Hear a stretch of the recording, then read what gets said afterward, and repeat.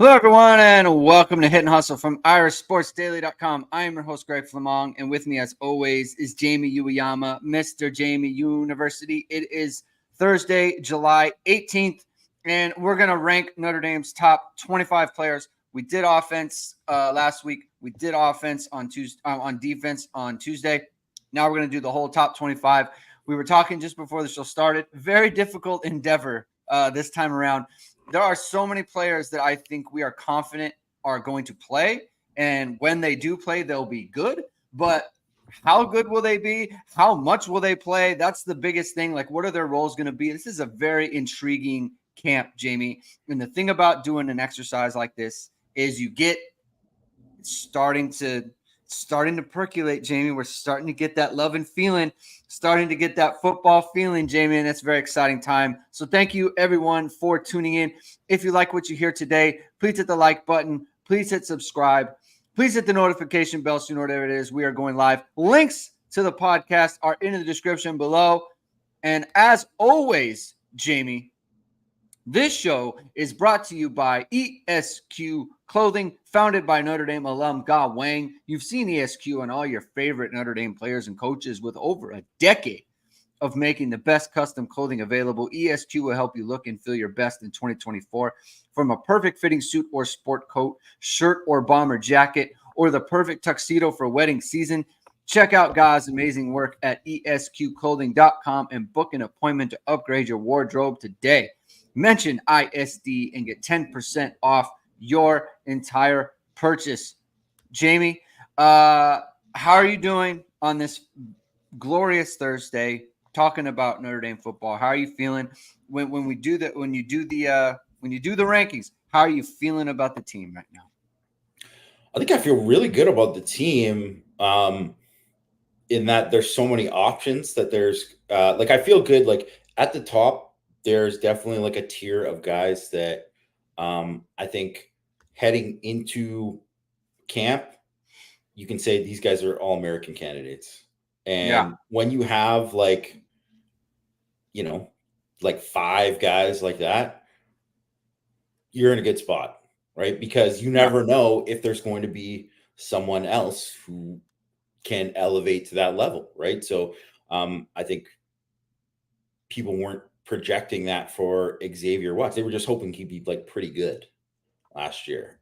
People weren't projecting that for Howard Cross last year, right? So if people weren't projecting that for Mitchell Evans, right? And like if guys can kind of like make that jump, it always feels good when you have a Ben Morrison coming back, but when you have all these other guys that really I think like could end up becoming special players, that's a good feeling to have if you're Notre Dame. Like they have a squad. Like they have a lot of guys that I think can be really, really great players this year. Yeah, I think our top 5 is going to be similar in some order, just based on what you just said. Because I would say my 5 are, like you said, all-American candidates, first or second team. I could totally see that. Quick question for you. How many, before we get into the actual list, how many offensive linemen do you have in your top 25? I had 2. All right. Or actually, I had 1. Really. You have and then one. Another guy that is because I had like a bunch of, I would say from like my 20 to like 35 are guys that I think I could kind of like interchange. So I wasn't really like set on where I had it, and I'm kind of just going to go in the moment of where, but like I would say that it was like one definitively, and then another one that's like right at the end. Yeah, so I have 3, one in the top 20, one in the top 20, and I have 3. It's kind of at the end that they kind of brought up the rear, which is obviously like very different, right, than what we are used to. So we'll kind of talk that out. I do think it's interesting. Another thing before we get to the list is who didn't make your list that is like very kind of like right on the cusp, like didn't make the top 25? I mean, there's a bunch of guys that I think like easily could make it after camp. Like, so I didn't have Eli Reardon in my top 25, and I think he Interesting. could be there, right? I didn't have Gabriel Rubio. Right. He could Yeah. easily be there. I didn't have Jaden Thomas. Neither did I. And Yeah. I didn't have Yeah. Jaden Thomas.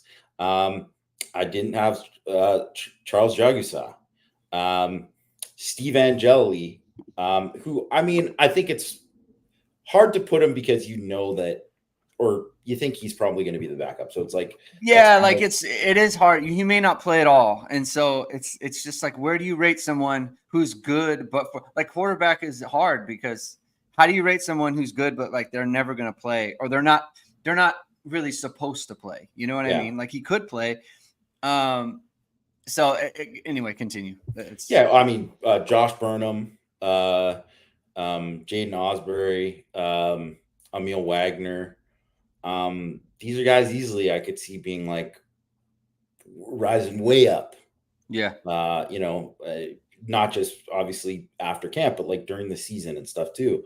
And I mean, those weren't like, I think those ones weren't like tough omissions, because it's like, yeah, I wasn't going to put them in, but still, like, I could easily see them being like great for Notre Dame this year. So I think that's where before, I think a lot of times, so someone like a Micah Gilbert, who I didn't have him. He didn't really come close for me. Mm-hmm. But I think in a lot of other years, Micah Gilbert is 100% on people's lists. Like, he's like the 24th guy, because you got to put a freshman on there, and he's the guy, the freshman on offense. But it's like, no, I don't think he was really that close. But he could be, a guy for Notre Dame this year. Yeah, I actually did have Eli Reardon on here. I mean, he just missed for me. Yeah. Well, he didn't just miss for me, which is interesting. I think his role. I feel better about his role than I do like someone like Chris Mitchell, right? Maybe that's flawed. I mean, obviously, it's just because I've seen Eli Reardon play for Notre Dame and I haven't seen Chris Mitchell play. Like, those were my two last skill guys, quote unquote, on offense. So it's just like, that's a role thing. And people also understand, like, if you're listening, we're going to redo this after the fall camp, just as a thought exercise, because I think there's so much clarity that'll come from this. And I think we'll have a better understanding of like who stands where, right? And who is going to be a big contributor or not. Like you said, I didn't have KVA on mine. I think pretty much everyone that you just said, like, I also don't have them. Like, not having Jaden Thomas is shocking. Like, if you would have said last year, I think I had Jaden Thomas in my top 10 last year, and now he's not in the top 25. And for me, that speaks nothing to his playing ability and more to I don't know where he fits, And so I feel like it makes more sense for someone like Bo Collins, who I think he's going to be on the boundary. I think it makes more sense for someone like Chris Mitchell. It's like, he's definitely going to be to the field. And if Jaden Thomas is going to be a slot guy, well, then he's behind Jaden Greathouse. Like, no one is playing ahead of Jaden Greathouse this year. And I have Jaden Greathouse number 7, right? So it's just like, that's the difference there. Is that I didn't have Jaden Thomas, Jaden Osbury, like, didn't have Jaden Mickey on the list. He could end up playing a lot of football. So it's very, like, I have, like you said, 3 offensive linemen. I didn't have any other, like, the 2 guards. I didn't have any of the right tackles, right? But I could very easily see myself putting Emil Wagner up there if I thought that he was going to be the starter, right? Like, I'm pretty high on him. And the other part is, I feel like, again, before we get into the actual list, I feel like this camp, Jamie, is going to be so interesting from a competitive standpoint, from a like who's standing out kind of point of view. It like, I feel like most camps, like, they don't have that much intrigue, and I feel like this one is like not that, right? Like, where are the tight ends at, right? where are the wide receivers at? Where are the linebackers at? The guards. Where are the not just the, I think Billy Strouth is kind of locked in, but what are Rocco Spindler and Pat Coogan doing? What are Emil Wagner and Tosh Baker doing? Like, there's so much kind of intrigue behind this. I think that's very different from other seasons. And it's intrigue at positions of strength. Like, I feel like linebacker is a position of strength for Notre Dame. I feel like wide receiver, because of the depth, maybe not the top end, but because of the depth, I think that's a position of strength for Notre Dame this year. And then obviously there's the Riley Leonard piece where it's like we haven't even seen him really perform at quarterback for Notre Dame. I think that's going to be very interesting. What is your kind of take on that? Yeah, I think this spring kind of established the talent level of the team and which guys can play. Yeah. And then fall camp is going to determine which guys will play. Yeah. And how much. And obviously that fluctuates during the season. There's injuries.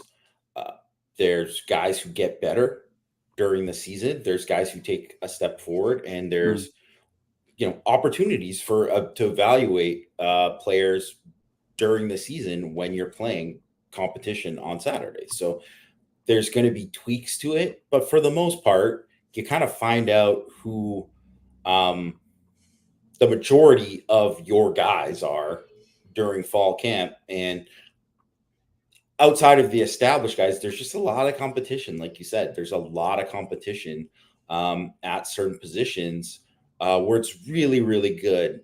And so it's not like a desperation type of thing where, you really hope someone steps up. It's like, well, no, one of these guys steps up. There might be 2 or 3 who steps up. And that's kind of where they're at right now. And those are all good problems to have. All right, let's get into it. Do you want to do top to bottom or bottom to top first? How do you want to do that?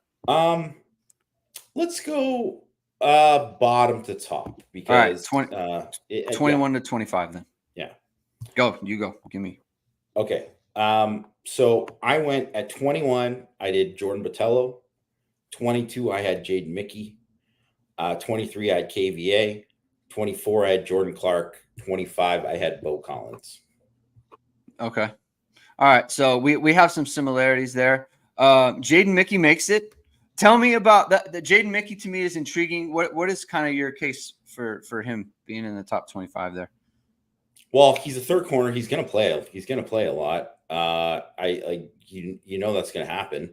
Yeah. I think he's a good player. I think he's one of these guys that, on a different year, he's a no doubt starter on the team. And while, there's still things that I think I would want to see him get better. And I still think he needs to improve. Like, I think he gave up a little bit too much last year. I think maybe he gambles a little bit too much.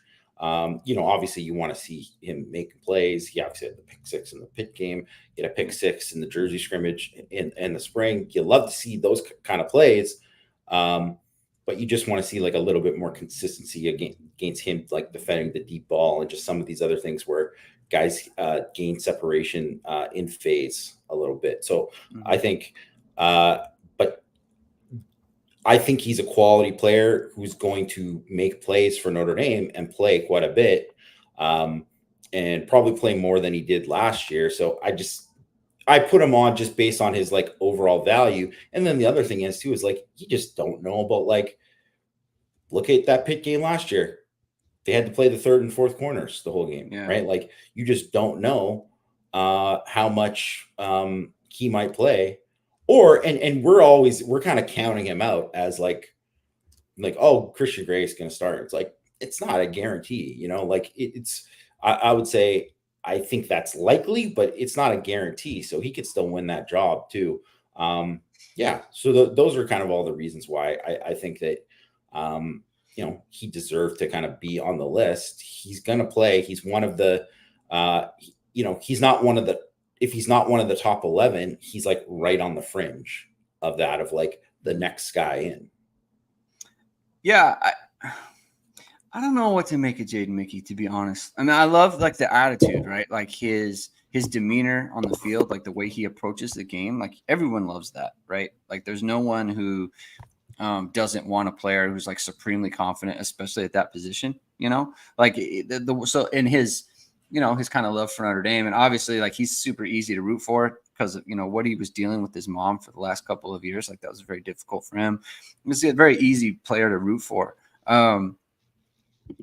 I just feel like you just don't have that confidence, that like warm feeling. And look, it's difficult too because like Morrison and Hart are so good. It's like, please, like if they're not in the game, you just kind of like maybe put them in the game. Like against Clemson, like Mickey and Gray were playing. They were getting reps all year. They were spelling the starters all year in games, and they come in and it's like, yeah, but maybe put Morrison and Hart out there. So like there's always kind of that.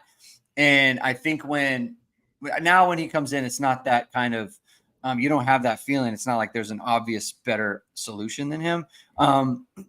So it's interesting. He's one that's like I want to track because now he's upperclassman too.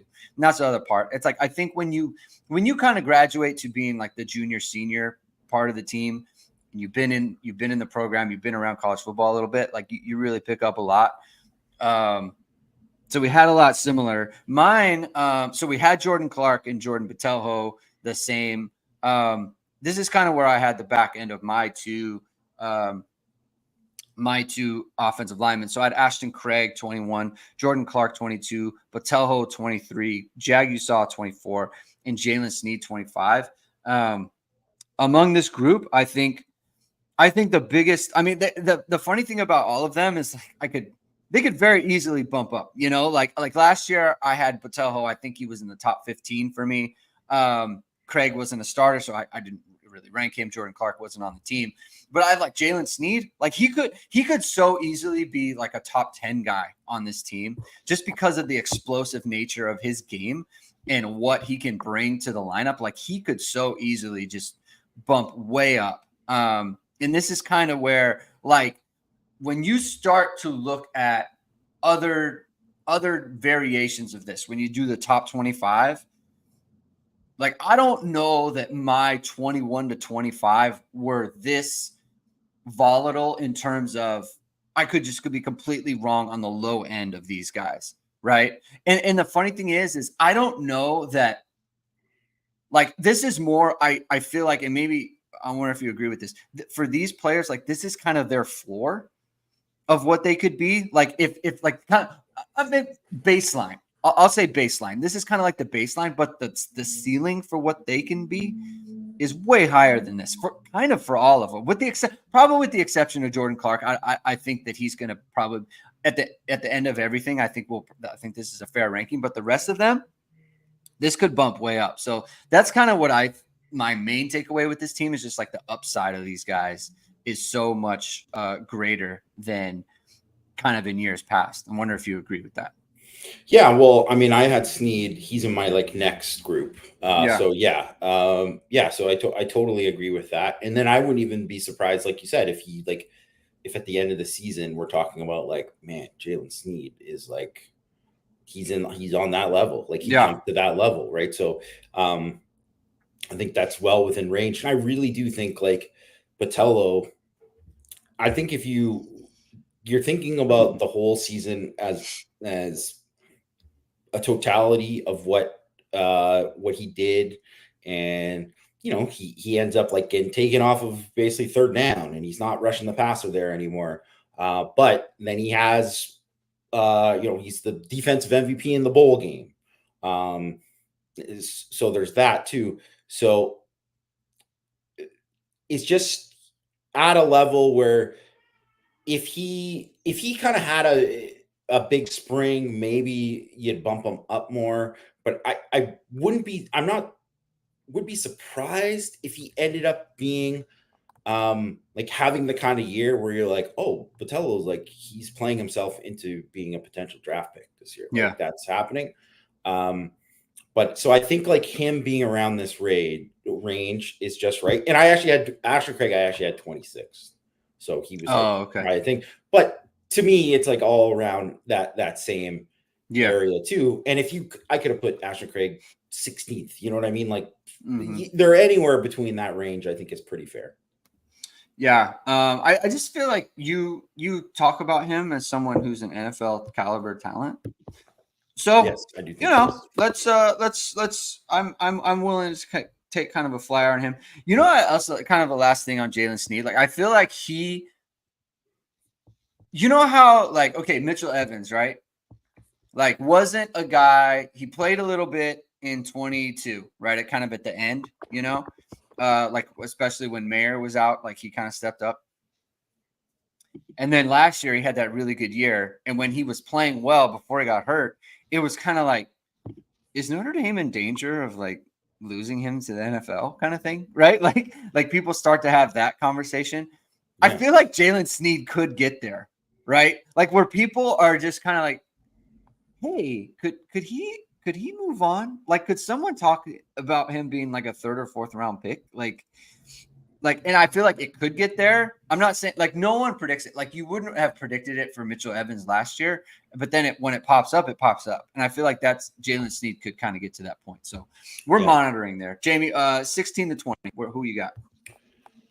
So I had Chris Mitchell 20th, Traore 19th, Sneed 18th, Shrouth 17th, Price 16th. I mean, this is a good group. Like, I easily could have had some of these guys more. I just was, as I was kind of going through it, I was like, man, I don't know how I'm going to move these guys up because I like where the other guys are on my Can you list. tell me So, 18, 19, 20 again?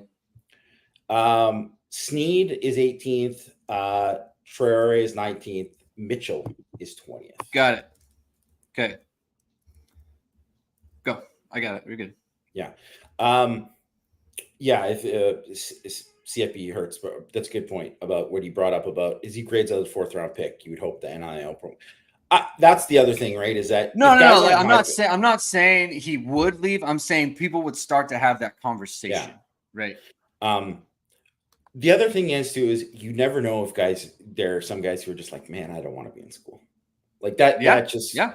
thing because Blake Fisher would have got all the bags to stay. He would have if he wanted to stay, they would have give him. I mean, he was already getting a good money, but it was like he would have got more, and they would have paid him handsomely to stay. But he was like, nah. Well, it wasn't even a conversation. He wanted to go. He had decided like maybe 2 years ago that he was going to go. So that's just it can happen like that. But yeah, I mean, I really like. I mean, I wanted to put. I love Traore. Like I wanted to put him higher, but I just couldn't find a thing to know that like he's for sure going to play more than just being third down pass rusher. Mm-hmm.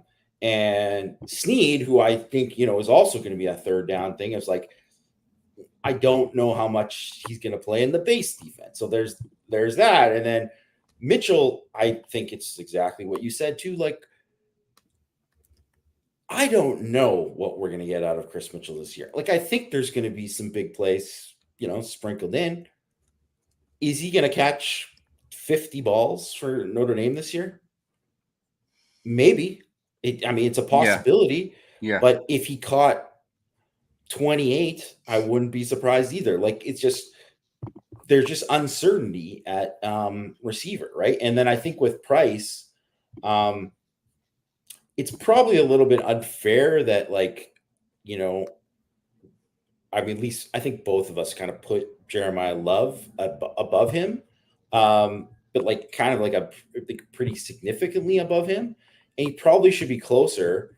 But there was just so many guys that I just really liked that I'm like, man, I don't know how I'm going to move this guy down. And I end up having Price higher and then moving him down again when I was kind of going through it. And Shrouth, I think this is kind of like just the right area for him. I think he could easily play himself into a very similar kind of thing where you're like, wow, I mean, Billy Shrouth is a stud. And he's going to he's going to be that guy on the offensive line.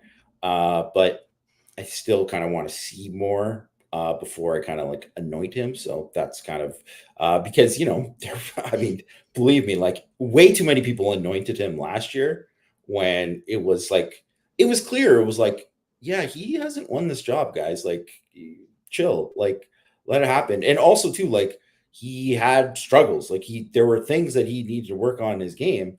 And it was like, I mean, if he's the starter, he shouldn't be getting, bulled back in the quarterback so easily. Like, and so now it's kind of like, where is he at? And I think he's going to be a good player, but it's like, well, let's see if he can become a great one. Yeah. Yeah. I think barring he's like the one guy. Okay. I feel like there's two kind of definite starters who you feel like we know that they're going to play pretty well. And I think that's Craig and Strouth. And I think Strouth is the higher ceiling guy. Like I had Strouth 15th, just kind of spoiler alert on that. So it makes sense for Strouth there. Our 19 and 20 are exactly the same. Because I had Boubacar at 19, Chris Mitchell at 20. Pretty much just like your reasoning is just exactly the same. I have Bo Collins 16, Drake Bowen 17, Eli Raritan. So I had Raritan at 18 because I just think they want to use him a lot. And I know that it doesn't really fit with Denbrock and his 11 and stuff. Like I have Mitchell Evans like very high. So it's like, how does that work? I just think they're going to make it work. I just think he is, if you just look in the totality of like all of these guys, like his talent, I think his physical talent is better than being ranked 18th, which is what I have him. And so I just think they're going to find a way to include him and make him kind of a bigger deal within the offense. I mean, look at it. It's Notre Dame. They do the tight end thing. That's just what they do, right? So it's hard for me to imagine that a second tight end of his ability isn't going to be considered like a very good player for Notre Dame and isn't going to be used quite a bit on offense. I mean, we talked about Drake Bowen on Tuesday. I like him. He's a second linebacker here. Kaiser's going to be ahead of him. And so, I've always kind of liked him. And it doesn't surprise me that you're going to have him ranked higher because of what you said about him on Tuesday. But I feel like I feel like we're both kind of similar in where we kind of view him being. And the Bo Collins thing, I just think he's going to be the boundary guy. I do. I think he's going to be that. I think that he is so excited to be at Notre Dame. You reference his dad. Like, I feel like that whole family situation is like very happy to kind of be where they are right now. And I think that kind of bodes well for his overall development at Notre Dame and how good of a season he has. Jamie, let's do 11 to 15. Start with 11 though. Okay. First of all, I want to say that I accidentally screwed up when I was on my list. And I should have had, I thought, cause I'm like, I had Craig and I'd moved him around or whatever. And I actually did have Craig in that group. Does whatever. It doesn't matter. We've already talked about him. We already talked about him. I liked him. And, yeah. And, Price, I did have, cause I had him 16th or whatever. He was actually my 15th. So okay, that's, right. So whatever. We already talked about him. Fine. But 15th Price, start at 11. 11. Faison 11th, Christian Gray 12th, RJ Oben 13th, Rod Hurt 14th, Price 15th. Okay. All right. Let's hear it. Yeah, so I think Faison, I really thought about putting him in the top 10. And I think easily he could be. I just thought that I kind of wanted to value the defense a little bit more, and that's why I put him there. But I mean, I do think he is going to be a factor for Notre Dame this year, and I think he's going to be a big factor. I'm a big fan of Christian Gray. I do think that he is going to win that, that other job opposite Ben Morrison.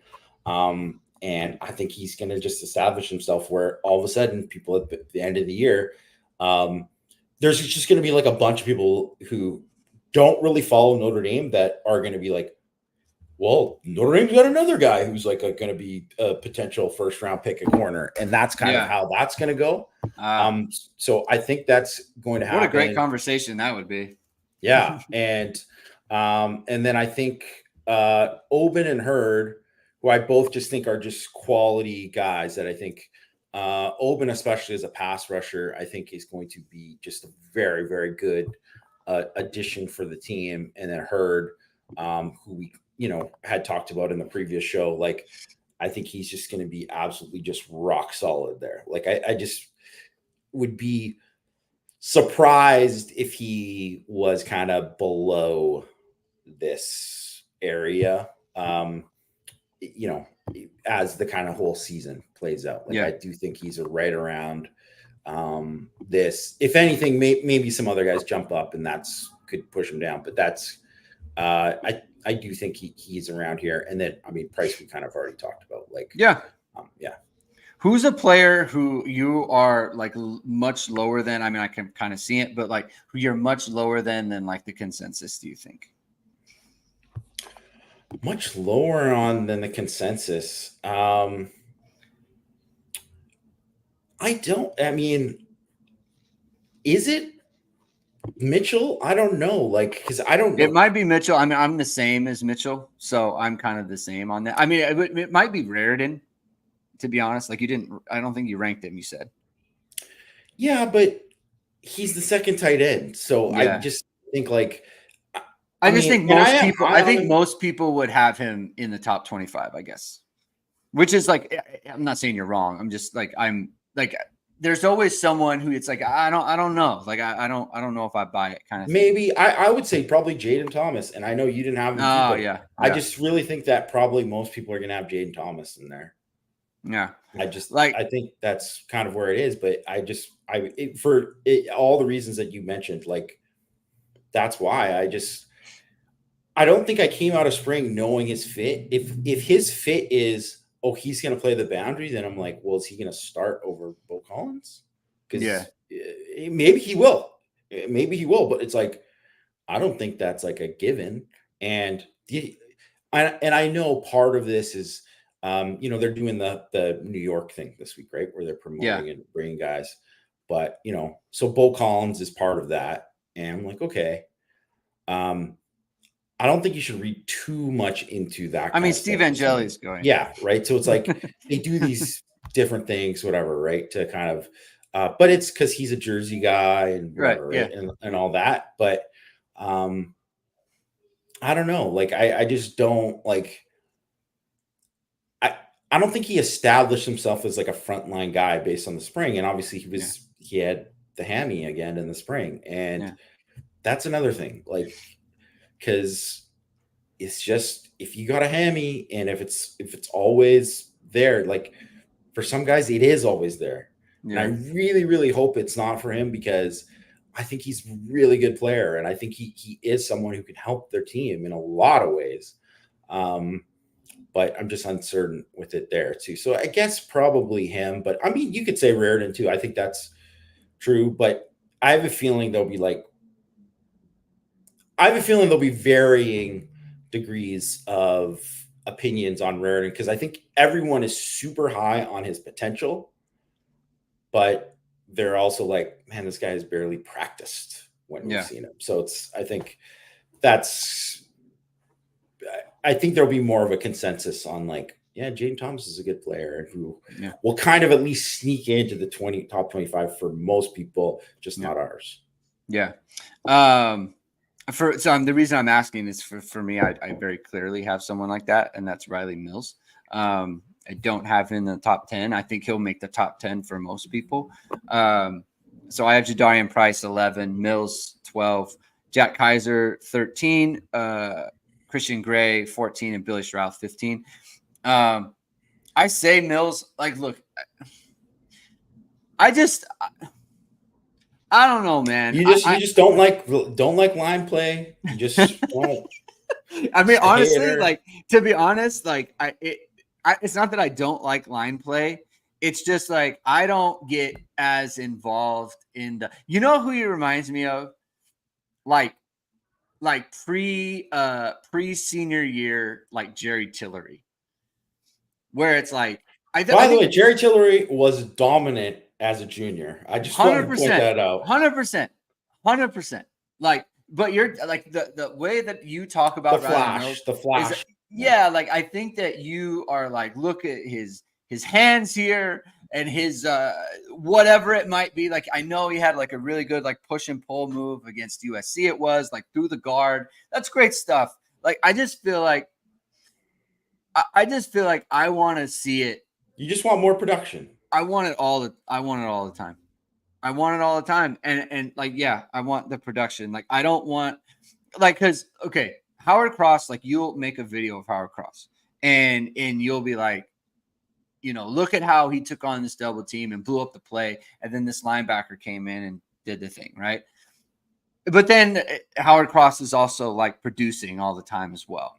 Yeah. And so, like, that's why I can put him where I put him, And like for Riley Mills, I just think if you're going to be like a top 7, top 6 guy, I just want to see that production. Like, I want to be able to count on it week after week. And I just don't know that we are there. And so, I mean, look, I have him 12, right? So it's not like I have him, 27th or something like that. Like, I obviously think he's going to be good. I just don't I can't buy into this. Like, he's, crossing Mills on the inside. It's just going to be crazy, unbelievable good. Because I want more consistency. That's just what I'm looking for, Jamie. Am I asking for too much? Am I asking for too much there? No, I don't think so. But I would just say that I just think he was better than you're making him. You know what? Just I in believe terms you. of his play. But I will say, because I think it's hard. It's hard comparing him to Cross because Cross just was at a different level, right? And just because he was at but he kind of look at it, I was like, well, Mills was at a high level. It's just that the other guy was just at a different level. Yeah. So, and that's why whatever, like, I mean, we'll get into where I have him. I don't have him he's in that second tier. He's in that next tier for me for a reason. I don't think it's actually crazy to have him 12th. Like, I don't think that is nuts. I do think most people will have him in the top 10, but it's not like it's not totally nuts. And I would say too, like, that is the one thing that you hope that he could be more dominant. He could take over. He should be able to take over games. Yeah. And obviously no one does that every week, right? Or very few guys can ever do that every week. There's only one Aaron Donald, like there's not that many guys out there, but so he had that one game against Virginia in 2021, where he was rushing on third down, by the way, but like, he made a huge impact in that game and was very disruptive. And he's never quite had a game like that where you're like, oh man, Mills just absolutely like took over this game. And I think that is a totally fair criticism of him because there was a practice, and I think it was before the 2021 season too, where, and whatever, I understand the 2021 offensive line, not a great offensive line, but like, he just ate them alive all day. Like, I mean, he was in the backfield every friggin' play. He was killing guys. And when you see someone who's done that, you're like, do it again and just keep doing it again. So I think that's a totally fair criticism. Yeah. And like you just said, 2021 is what we're talking about. Like BK was Notre Dame's coach at the time, so it's just gotta, and like you said, the comparison, right? Like Riley Mills is your kind of like run-of-the-mill media company, and Howard Cross is VSR Media, and so the comparison is what makes it difficult. And if you want to be the step above with your media company and you want to take it to the next level, then you go to VSR Media, founded by Notre Dame football pregame host and Emmy Award-winning anchor Vahid Sadrazadeh. VSR Media provides professional and cinematic video and a photo. Whether you're looking for a collegiate or pro-level highlight reel, have a personal story to tell, or aiming to diversify and grow your business, VSR Media specializes in short and long-form video storytelling, social media management, and website design. VSR Media also captures professional headshots, senior and sports photos. Contact them at vsrmediacompany.com. Mention Irish Sports Daily to receive 20% off your first project. Visit them online or give them a call at 574-800-9106. All right, Jamie, give me your 6 through 10. ND fan base feels depressed. What are you talking about, Blayberg? Okay, 6, I have Riley Leonard. 7th, I have Riley Mills. A couple of Rileys right there. I have Jaden Greathouse 8th. I have Drake Bowen 9th and Jack Kaiser 10th. Bowen ahead of Kaiser. I had him ahead of him. You did when we did the thing, so that's why I kind of did it. Yeah. But to me, it's kind of like whatever. Switch them up. Like either or, I would have put there. Yeah, but that's what that's kind of how I had it. I just think starting with Kaiser, there's just going to be a level of consistency there. He's going to play. He's going to contribute. He's going to produce. That's something it's going to happen. And whether or not he's the 10th best guy or the 5th best guy or the 15th best guy, he's around there. He's going to be a good player for Notre Dame. Bowen, and I know this is, and I know I'm on the high end for him, but I just liked everything I saw about him. And I like everything I heard about him in the spring. And I just think he's got a really good command of the defense. And I think he's a really big physical athlete who can really run. Like he's a guy who's like 235, 240, and he can really, really run. Yeah. So I just think traits wise, he's going to just impress people. And then I think he's a really, really smart player who really cares about being good too. So that's another thing that I think helped. Greathouse, I think we've kind of gone over all kind of off season. I mean, to me, he's the no doubt wide receiver 1 heading into fall camp. Mm-hmm. They love him. I thought he had a great spring. If you look at what his year 1 was for most freshman receivers, you'd say wow, that was great. He had great production, showed great flashes, and he's obviously gotten better and taking it to another level. Mills, I have 7th, but I mean, we just kind of talked about it. We didn't need to go into it whole thing. And Leonard, to me, it's maybe Leonard is going to be one of the top 3 guys in the team. Yeah. Maybe he will not be as good as 6. I don't know. But I am a believer in his running ability, what that's going to add to the team. I think he's going to help the team win. It would be absolutely shocking if he wasn't the quarterback against Texas A&M and for most of the season. There's a reason why he still, even though he was hurt last year, he didn't have the season that most people expected. I mean, there's two reasons. There's 2 reasons why he is listed as a guy who could be a first-round pick next year. One is it's not a great year for quarterbacks. So that's one thing. Yeah. The second thing is he's a guy that could have the kind of season that could propel him because he's shown enough. He's made plays, he's made throws, he's made plays with his feet. He's done things that you're like, man, if you just took the top 10 of his things, that's as good as anybody's top 10. So now it's like, well, can he take it to that kind of next level? And we'll see. Yeah, I'll get to Leonard because he has not made my 6 through 10. So obviously I have him ranked higher. So we'll get to him in a bit. The Mills thing, the Bowen thing is just super intriguing to me. It's super intriguing. Like this is beyond reps. This is like when he gets to play, he is going to be very, very good. And that's an interesting ranking. Like again, like I said it on Tuesday, I'm kind of surprised that someone is higher on him than I am. Because I'm like very high on him. I think like industry wide, I think I'm probably higher on him than most people. And I think you will definitely be the highest, which I'm here for. I'm totally fine for that.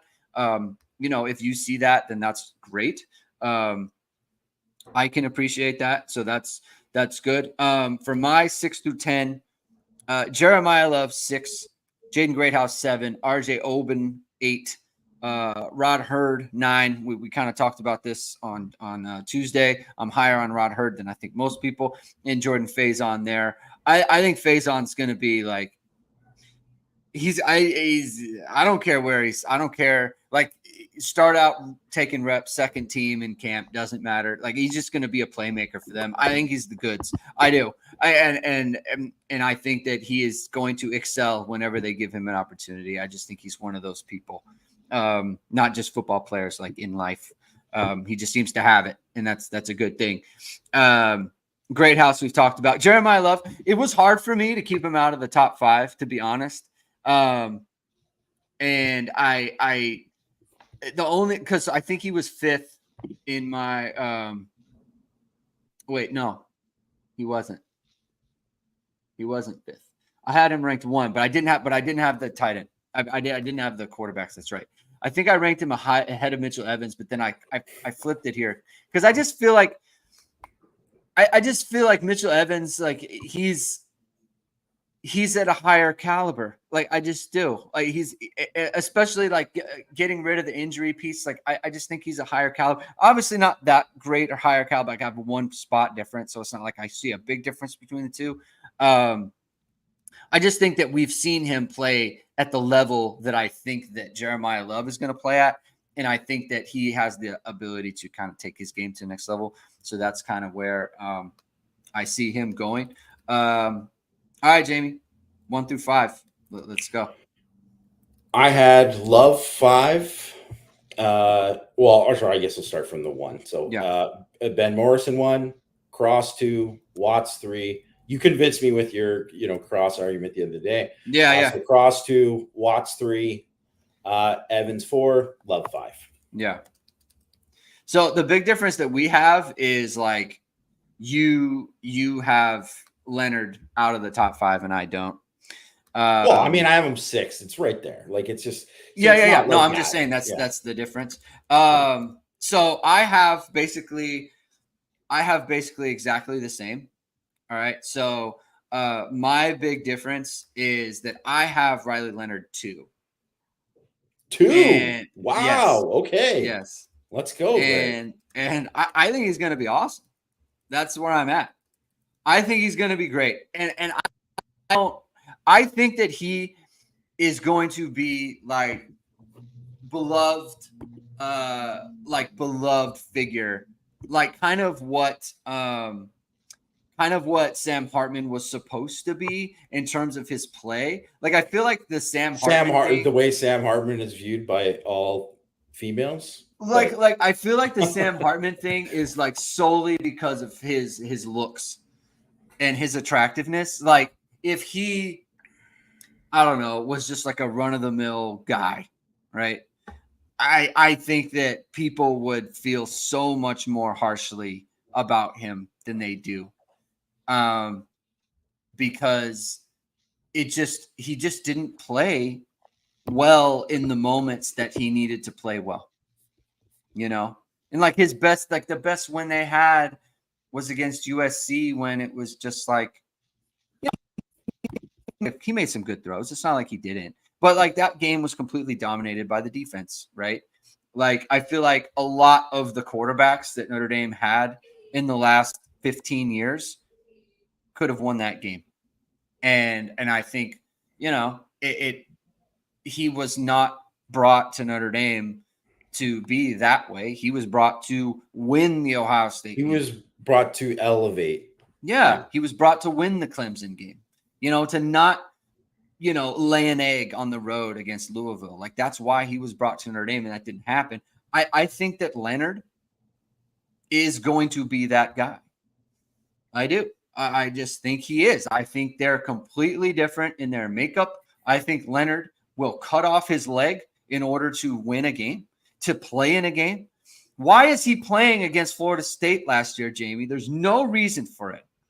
Can't walk. Just complete he needs surgery on a high ankle sprain that looked awful.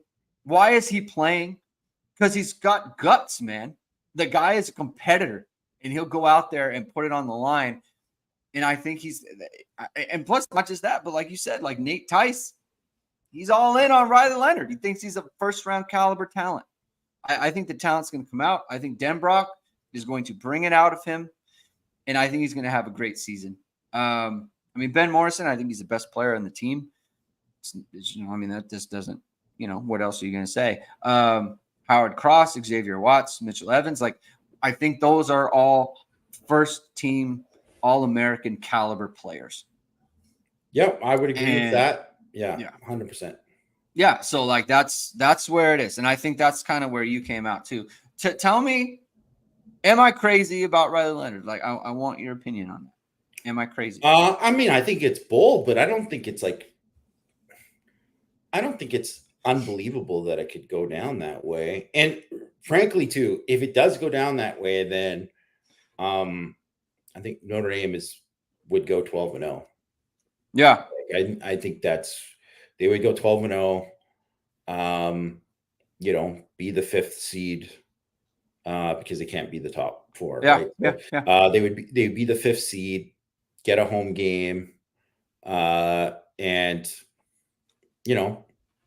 we'll see what happens when you get to that next level, because those obviously, even the 12th team is going to be a good team. So, but really all you can ask is if you go 12-0, that's all you can ask for, right? So, Yeah. I hope it's true. I hope it's true. I hope it goes down like that. I am high on him as well. If he can pull that off, then if he ends up being, I think even if he's like that, then you might even put him above Morrison at the end of it, as good as Morrison is. So we'll see. You know what? I'm excited to see what goes down in camp with him and all the buzz about him during that time. I'm very, very excited for that. Yeah, I just think he's got guts, man. He's got guts. CFB Hertz asks, if you're that high on Leonard, how would you rank him nationally? Top 5, like top 5 quarterback? Yeah, I would. I don't know. I haven't gone through all the quarterbacks. I just think the guy's got guts, man. I do. He's got guts. He's a gutsy athlete. And he is the type of person that's like, you can feel it. When you play against players like this, you feel it. And you can feel it through the screen too. Like he is going to put it on the line. Like, how we always want a guy to go to the next level. Like he's going to take his game to the next level type thing. Like you just know he's going to go there. And I think the thing when we watch games, right? Like 2023 was kind of a lost season for him because of his ankle and stuff. Like the 2022 season when they played North Carolina and he's going head to head with Drake May, he essentially won that game twice. And the game was taken away due to penalty. They had a play where he ran the ball into the end zone. And they called some penalty on them. I want to say it was a formation penalty or something that had nothing to do with the actual outcome of the play. He ran it in and they threw the flag. They were going to take the lead. They brought it back. The next play, He goes again. He throws another touchdown pass to the guy in the corner of the end zone. Perfect throw. And they're going to take the lead on Carolina. They're going to go win the game. And then that was called back for another penalty. Like, when does it ever happen? Like you have two chances. One of them's knocked away, and it's like, or one of them is wiped off the board, and it's like, oh man, like it's hard to score touchdowns on consecutive plays. And then he scores a touchdown on a consecutive play, and then they take that one away too. Like he's just, I think he's the type of competitor he is. I don't think people are really taking into account. And I don't think people, like, again, the running thing, I know I always talk about it. And people's like, yeah, I know he's a good runner. No, I think he is like a really, really good runner. And it's going to be a huge weapon for Notre Dame this year. So that's kind of where I'm at, Jamie. And look, maybe I am ready to predict 12-0. Maybe I am ready to do that. I don't know. You know, I feel like. I think you kind of have to now. I think I kind of have to, and I think that I will. But we have to wait. We are going to do the top 25 at the end of fall camp, right? When I'm going into fall camp, this is just where I'm at. And, like, there was a comment about Blayberg. Notre Dame fans feels depressed. You know why? Because of recruiting stuff. And that's totally fine, right? Like now there's a dead period. There is no camp. There's nothing going on. Like we're just doing conjecture here. And so people want wins, especially in recruiting, and you want big wins, and you feel like you're not going to get them. Everyone gets all down in the dumps, right? And I get that. But, like, to me, this isn't the season. You know, these guys, the 2025 guys, like, they're not playing in 2024. They may not even play in 2025 when they arrive on campus, right?